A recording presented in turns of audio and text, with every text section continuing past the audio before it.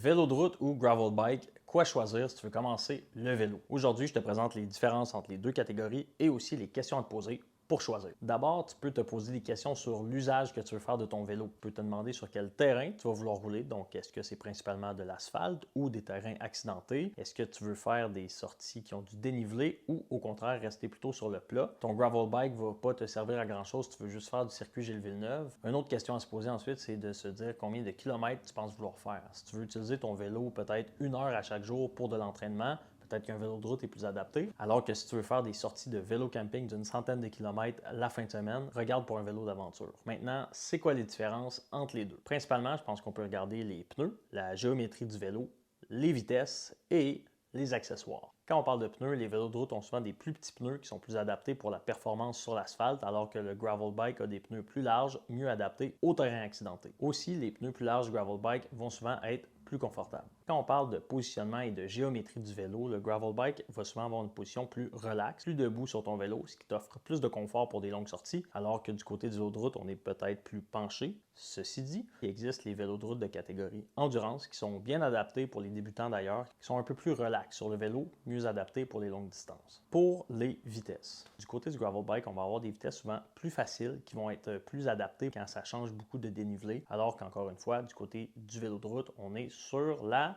performance. Au final, là, je pense que c'est important de garder en tête que c'est quand même récent que les compagnies de vélo nous ont vendu l'idée que ça prenait un vélo spécifique pour chaque pratique de ce sport-là. Si tu as un vélo, adapte-le à ta pratique. L'important, c'est surtout que tu fasses du vélo. J'espère que tout ça va t'aider un peu à faire le bon choix. Si tu as des questions, n'hésite pas à me les poser.